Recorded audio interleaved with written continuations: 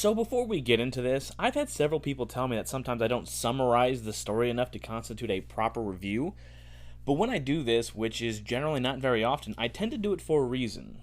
Mostly because the series is a lot of character moments, and describing them to you would only cheapen them and would likely sound like I'm being condescending to you. So if I only have a thing to say about something, I will just say that thing.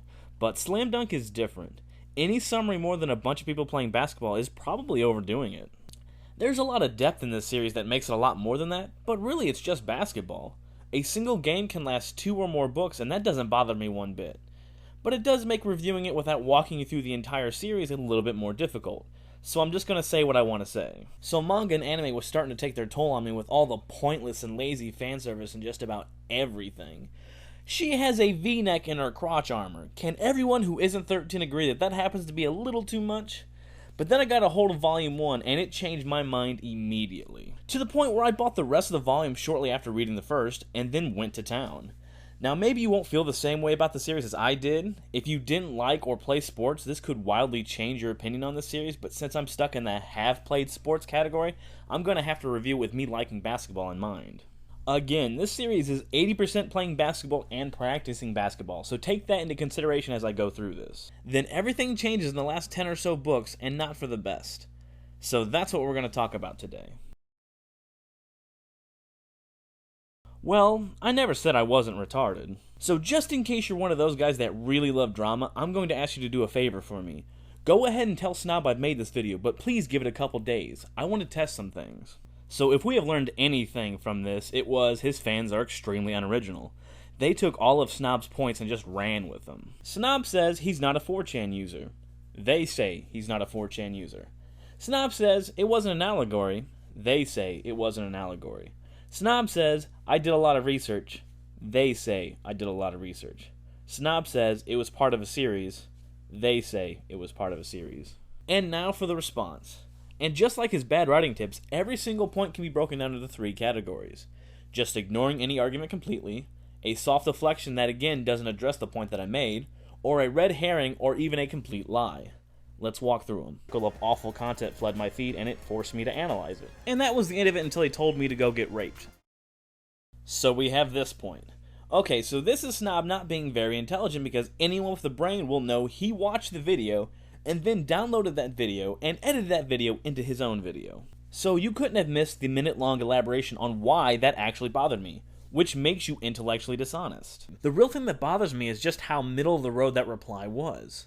But that's nothing compared to the fact that he doesn't know what the definition of allegory is and is likely mistaking it for figurative or metaphorical meaning or maybe an analogy if I'm feeling generous. Either that or his message could not be understood within its own context, but then that's just bad communication. Say there is a possibility that he is nothing more than a troll. Now the chances are not very high, but I don't underestimate people and a slim chance is still a chance. Now this is just an outright lie because unless you want to change the definition of speculation, you are very aware of the many facts that I presented, as we will shortly see. Absolutely everything about this channel is extremely lazy. So this is him either saying that he indeed is lazy because everyone is doing better, or that doing chapter reviews is lazier than what he is doing, but either way, that's not a counterpoint. Everyone other than you can be lazier than you, but that doesn't matter to me one bit because I'm calling you lazy.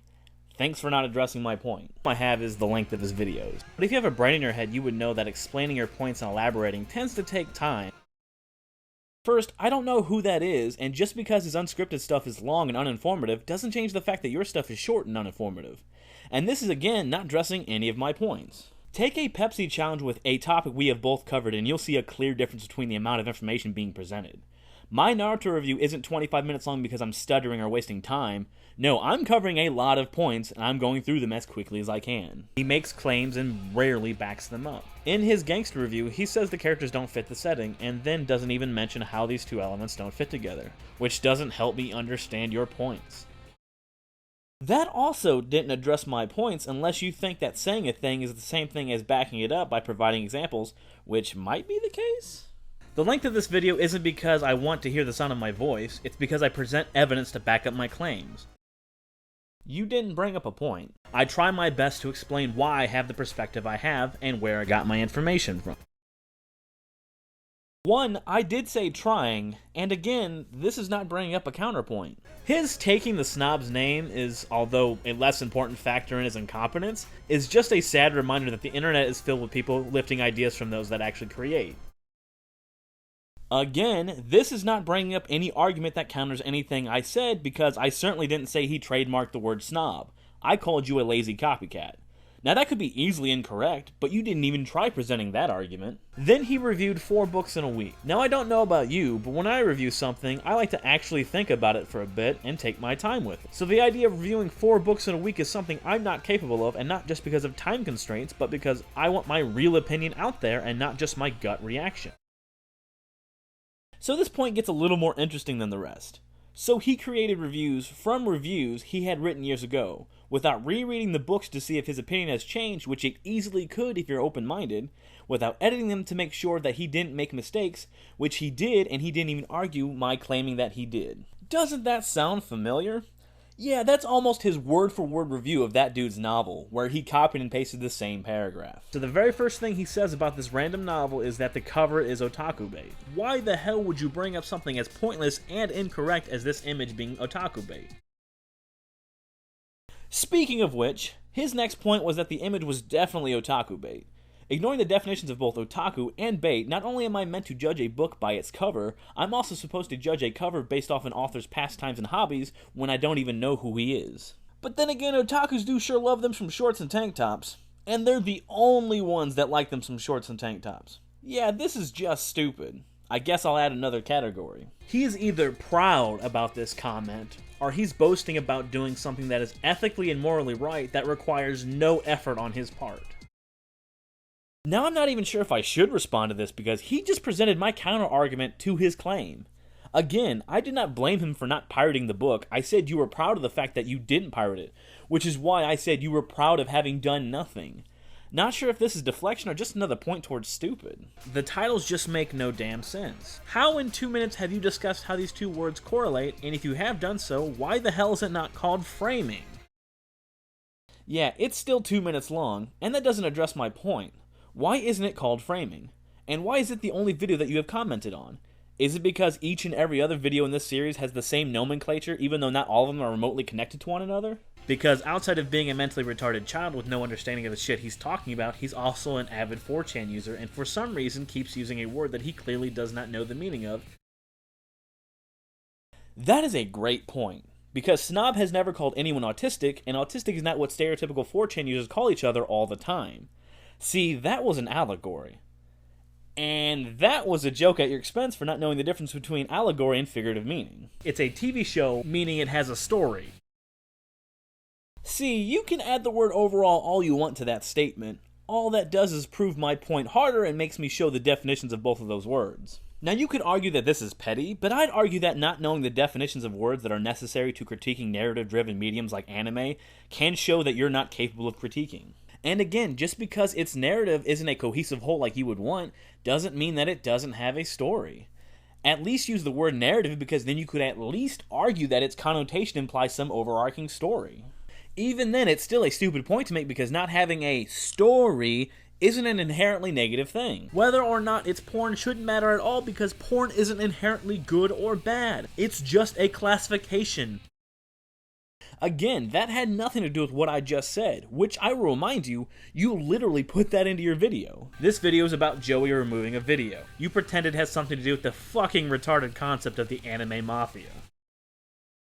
He has yet to prove it's not fanboyism, so my comment stands. That's what happens when art is considered sensual instead of inspirational. Some of the most best and most influential pieces of art to be created throughout history have been sensual pieces.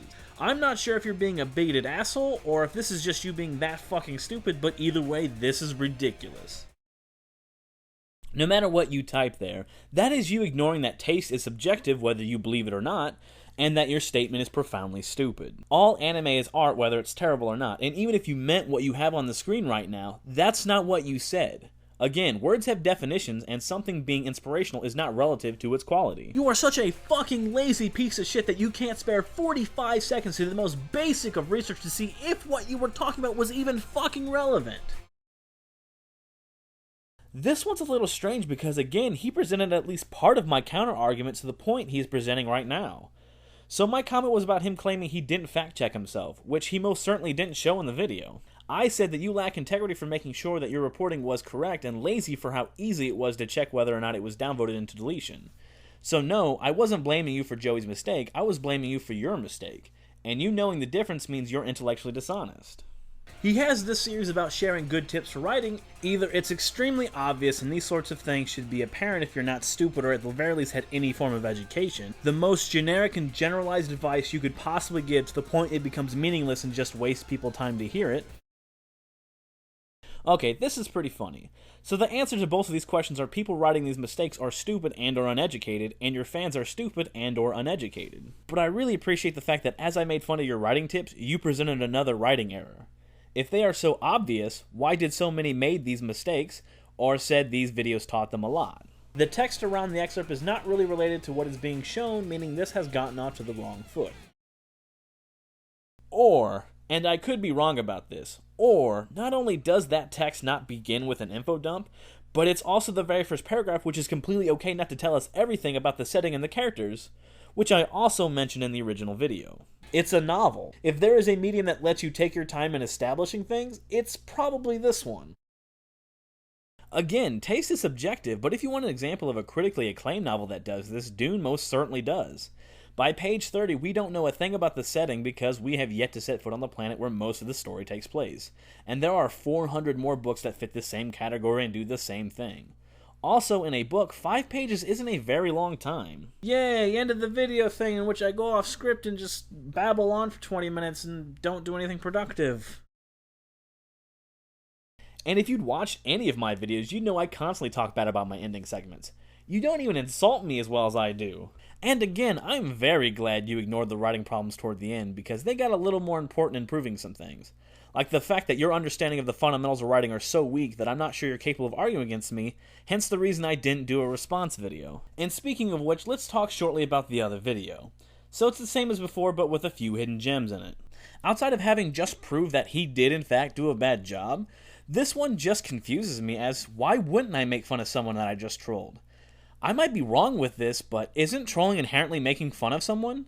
Because you need me to, I'll put up the definition of making fun on the screen for you. Then he claims that someone is just as stupid as someone who got baited into admitting that not only did they not watch either of my videos, but they had no intention of watching either of my videos, who happened to side with my argument. Then he proves that he doesn't know what a bait and switch is, and even if you would consider it clickbait, that just means he doesn't know what the word plural means. Now this is a weird point because he keeps saying lengthy research, and yet I only mentioned research once in my video, and that was referencing him not doing his when he claimed Joey took his video down due to pressure. Not sure what to comment here of where did he get this idea outside of him just being butthurt for me calling and then establishing proof of his incompetence and intellectual dishonesty, and this being some sort of petty comeback. Can't wait to see how you'll try to weasel out of this one, but knowing you, you'll find a way. I got one girl, I got 2 wheels. She a big girl, that ain't a big deal. I like a big girl, I like 'em sassy. Going down a back street, listening to Blackstreet. But we all got a chicken duck woman thing waiting for us.